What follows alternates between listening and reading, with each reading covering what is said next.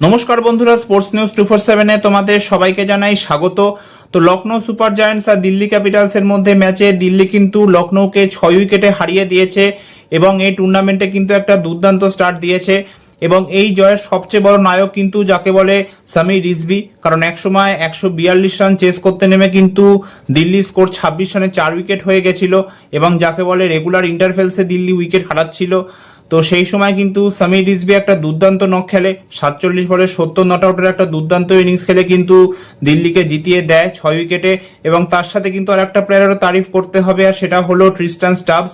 32 বলে 39 run score করে not out থাকে এবং 17 বল বাকি থাকতে কিন্তু যাকে বলে দিল্লি ম্যাচটা নিজেদের নামে করে নেয়। যদিও একসময় মনে হচ্ছিল যে হয়তো ম্যাচটা ক্লোজ যাবে, কিন্তু সেট হয়ে কিন্তু যাকে বলে সামির রিজভি দারুণ ব্যাটিং করে এবং এই ম্যাচে কিন্তু ঋষভ পান্তের ক্যাপ্টেন্সি ফ্লটা আমাদের সকলের সামনে চোখে পড়লো, কারণ লখনৌয়ের দলে কিন্তু একটা ফিফথ বোলারের খুব অভাব ছিল। শামি ছিল, ঠিক আছে, তারপরে প্রিন্স যাদব ছিল, আর এখান থেকে মহসিন খান ছিল, আর এনরিচ নটজে ছিল, কিন্তু একটা ফিফথ বোলারে কিন্তু খুবই অভাব ছিল এবং সেই জন্য কিন্তু যাকে বলে লখনৌ এই ম্যাচে খুব ভুগেছে। কারণ ওরা যে ফিফথ বোলিং অপশনটার জন্য ট্রাই করছিল সেখানে ওরা শাহবাজ আহমেদকে বোলিং করিয়েছে, সে 1 ওভার বোলিং করে 16 রান দিয়ে দিয়েছে। তারপরে এইডেন মার্করাম 1 ওভার বোলিং করে 13 রান দিয়ে দিয়েছে, আর এখানে যাকে বলে আব্দুল সামাদও 1 বল করে 6 রান দিয়ে দিয়েছে।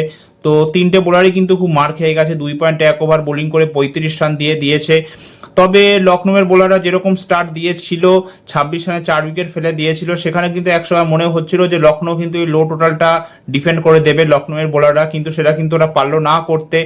তবে মোহাম্মদ শামির বোলিং দেখে কিন্তু খুব প্রসন্ন হলাম, অনেকদিন বাদে মোহাম্মদ শামিকে বোলিং করতে দেখলাম এবং খুব ভালো বোলিং করছিল। জানি না সিলেক্টররা কেন ওকে পিক করছে না, 137-38-এ বোলিং করছিল। দেখো স্বামী যখন ফিট ছিল তখনও স্বামী এরকমই বোলিং করতো, 140 প্লাস যে স্বামী লাগাতার টাচ করতো সেটাও না।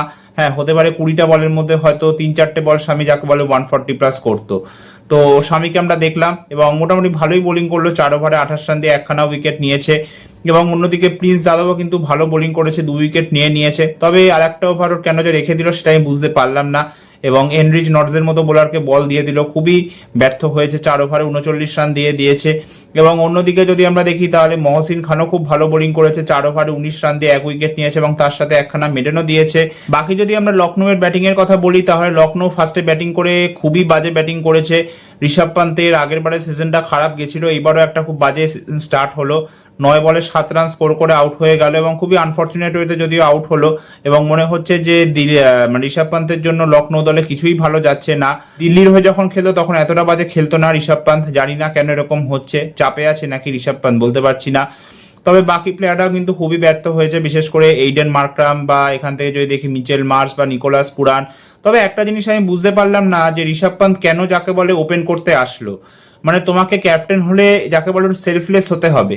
আগের বারে যদি আমরা দেখি তাহলে এইডেন মার্করাম আর মিচেল মার্স এই দুজন ওপেন করতো, তারপরে 3 নম্বরে নিকোলাস পুরান ব্যাটিং করতে নামতো, 4 নম্বরে ঋষভ পান্ত নামতো।